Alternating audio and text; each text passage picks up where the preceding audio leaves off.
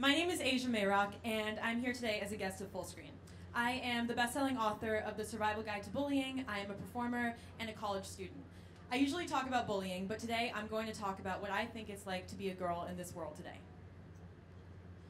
People always say that the girls of this generation are so vain. Why can't they put their brains towards books instead of good looks? I used to blame girls too. Be more than a skinny statue with a pretty hairdo. And then I stepped out into the world. I opened my eyes to the truth about being a girl. I heard guys say things like, dude, she was 10 times tighter than that girl you hit and quit Ray, or I want to pipe your sister someday, or her ass looks like a racetrack with those stretch marks, but at least it's big like Kim K's. I never grew up thinking of those things. Don't blame me, but when I thought about boys, I thought about dinner dates and soulmates, not fuckboys that look at you like shark bait. It breaks my heart for every girl growing up in this world instead of how was your day messages. We get, you up, want to come fuck?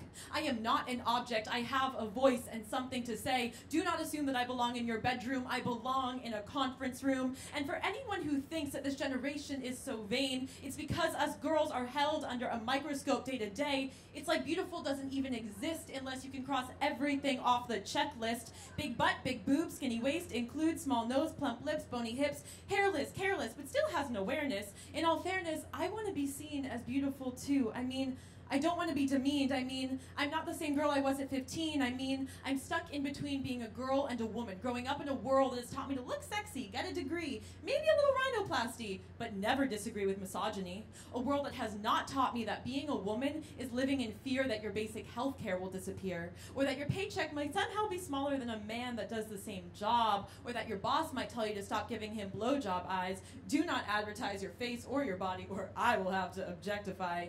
Boy, please. The moment you misidentified everything was when you forgot that not even 100 years ago, I could not vote. Look at what happens when you try to demote the very bodies that give birth to you, please. We are used to it all, and we are appalled, but you see, we don't know what it's like to be free. And that's why we got the power in our hands. We will not sit back and nod and smile while certain men reconcile the rules to being fertile. Sorry, but it's my body, baby. I may be a young lady, but my dad always taught me to speak out and fight against injustice of every kind. So here I am speaking out from my ladies in the house. We will not stop the fight until we hold our rights for women of every color, size, shape, sexual identity, and place in this world. And that is the truth about being a girl. Silence doesn't make things go away. When I was in middle school, my fellow female classmates and I would walk the hallways, not just dodging bullying, but rape jokes. Rape jokes that were heard by teachers. Silence that exists everywhere. But what is the line between a joke and an action?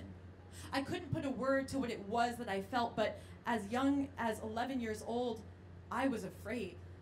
I felt like prey. When I was 15, a friend of mine was sexually assaulted by an older man. She was questioned. She was blamed. And I very quickly realized that part of what it meant to be a girl in this world was to be silenced. Equality is not just about calling someone out. Equality is accountability. That my brother knows that I am equal to him, so equality is education. From a classroom to a courtroom to a conference room and computer screen. It's using tech for good, for Me Too, for positive change. Equality is truth. Equality is strong voices. It's breaking through the silence that exists, because silence can't exist if it's not tolerated. It's all of you. Changing the future, clearing the path for every woman and every man to show the next generation that not only does their voice matter, but it will be heard, not perceived or blamed as a drama queen. It will be heard. I think the truth about being a girl is that no matter the injustice and no matter the silence, we are not going anywhere. We will be heard, we will be equal, and we will keep going. Thank you.